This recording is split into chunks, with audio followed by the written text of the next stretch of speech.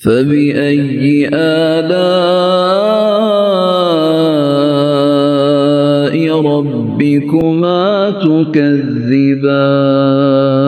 دن تھا 8 جولائی 2025۔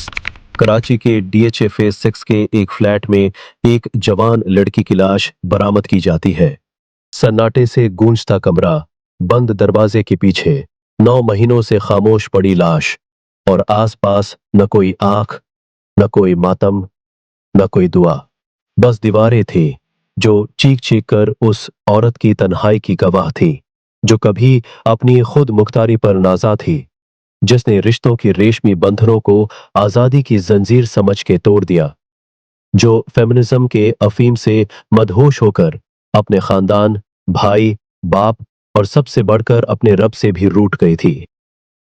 پاکستانی اداکارہ حمیرہ اصغر، ایک خوبصورت چہرہ، ایک آزاد عورت، ایک مشہور نام، لیکن کیا واقعی وہ کامیاب تھی؟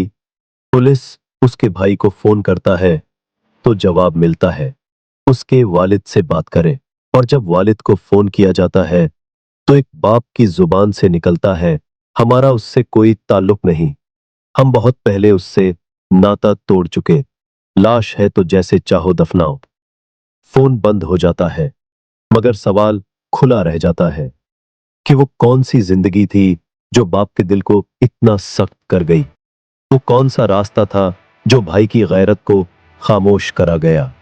وہ کون سی سوچ تھی جس نے ایک جیتے جاگتے وجود کو مہینوں لاش بنا کر سڑنے کے لیے چھوڑ دیا؟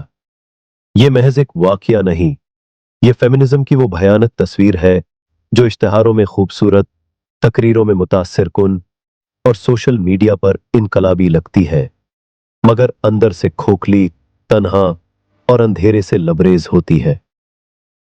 فیمنزم کا آغاز عورت کے حقوق سے ہوا، مگر انجام اس کی تنہائی پر ہو رہا ہے۔ فیمنزم نے عورت کو ماں، بیٹی، بہن اور بیوی کے مقدس رشتوں سے نکال کر صرف میں بنا دیا، اور یہی میں آخرکار اسے اکیلا کر گیا۔ خاندان کا ادارہ جسے صدیوں کی تہذیب نے پروان چڑھایا، جس میں قربانیاں، محبتیں، ناراضگیاں، مان اور رشتہ داری کی حرارت موجود تھی، اسے آج کی عورت نے زنجیر سمجھ کر کاٹ دیا، اور جب وقت کی تیز دھوپ نے جلایا تو کوئی سایہ دار درخت ساتھ نہ تھا۔ فیس بک کی دوستیں، انسٹاگرام کے فالوورز، ٹویٹر کی آزادی کے نعرے، سب خاموش تھے۔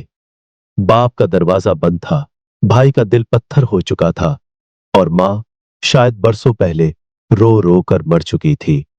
عجیب معاشرہ ہے یہ بھی، جہاں اگر بیٹی نافرمان ہو تو باپ ظالم کہلاتا ہے، اور اگر باپ لا تعلق ہو جائے تو بیٹی کی خود مختاری کا جشن منایا جاتا ہے۔ عورت جب گھر سے نکلے تو طاقتور کہلاتی ہے، جب طلاق لے تو باہمت بن جاتی ہے، جب رشتے توڑے تو بغاوت نہیں بلکہ خود شعوری قرار پاتی ہے، اور جب مر جائے تنہا، بوسیدہ لاش کی صورت، تو سارا معاشرہ خاموش تماشائی بن جاتا ہے۔ کاش حمیرہ اصغر نے جانا ہوتا کہ فیمنزم ماں کی گود جیسا تحفظ نہیں دے سکتا۔